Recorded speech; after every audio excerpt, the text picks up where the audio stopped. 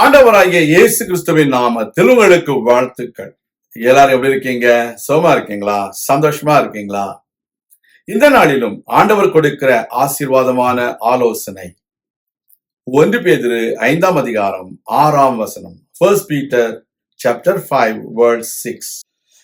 ஆகையால் ஏற்ற காலத்திலே தேவன் உங்களை உயர்த்தும்படிக்கு அவருடைய பலத்த கைக்குள் அடங்கியிருங்கள். அருமையான தேவனுடைய பிள்ளைகளே, தேவன் நம்மை உயர்த்த வேண்டும் என்று விரும்புகிறார். இந்த உலகத்தில் உள்ள மனிதர்களை பார்க்கிலும் உங்களை உயர்த்த வேண்டும் என்று தேவன் விரும்புகிறார்.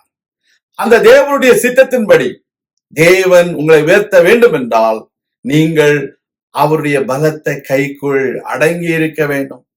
ஒரு நேரம் வருகிறது, ஒரு காலம் வருகிறது, அந்த நாளிலே கர்த்தர் உங்களை நிச்சயமாக உயர்த்துவார். Dear child of God, everyone wants God to exalt us. You need to understand, we need to humble under the mighty hands of God so that He will exalt us on due time. There is a time that God has already destined for us. We need to believe that God's time is the right time. Until that, we should not try to exalt ourselves with our own knowledge and wisdom. But we need to understand God is going to exalt you. He doesn't like the people, those who are proud. He is against those who are proud. These days, there are people, they are trying to exalt themselves for name and fame. Dear children of God, you will see their end very soon. Unless God exalts somebody, no one can exalt himself.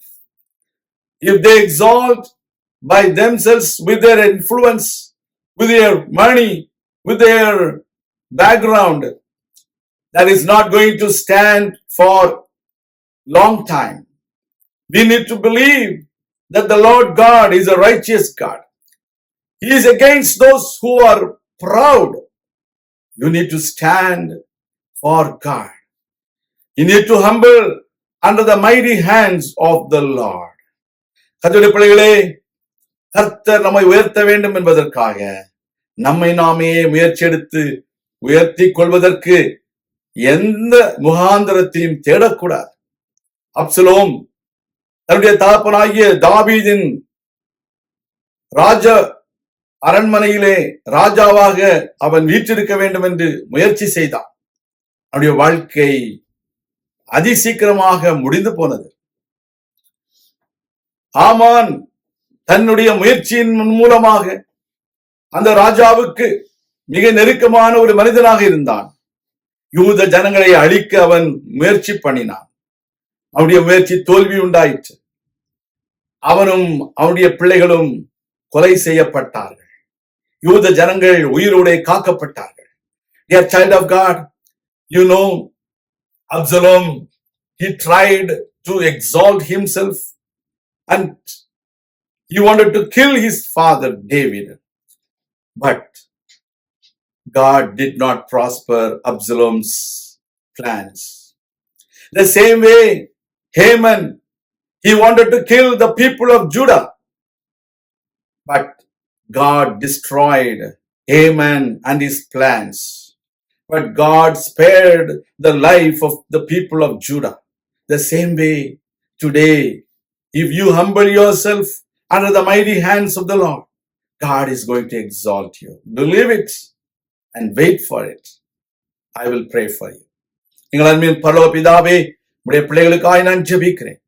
ஏற்ற காலத்திலே நீர் அவர்களை உயர்த்தும்படிக்கு உம்முடைய பலத்த கரங்களுக்குள்ளே அவர்கள் அடங்கி இருக்கும்படிக்கு சொன்ன ஆலோசனைக்காக உமக்கு நன்றி. உடைய பிள்ளைகளை உற்சாகப்படுத்தும், உடைய பிள்ளைகளை பலப்படுத்தும், உடைய பிள்ளைகளை ஆசீர்வதியும். உடைய பிள்ளைகளுக்கு விரோதமாய் செயல்படுகிற மேட்டிமையான எண்ணங்கள், பெருமையின் எண்ணங்கள் எல்லாவற்றையும் இயேசு கிறிஸ்துவின் நாமத்தினாலே நாங்கள் நிர்மூலம் பண்ணுகிறோம், அப்புறப்படுத்துகிறோம். தாழ்த்தி உம்முடைய கரங்களில் ஒப்புக் கொடுக்கிறோம். இயேசு கிறிஸ்துவின் நாமத்தில் ஜெபிக்கிறோம் நல்ல பிதாவே, ஆமேன். கர்த்தர் தாமே உங்களை ஆசீர்வதிப்பாராக. ஆமேன்.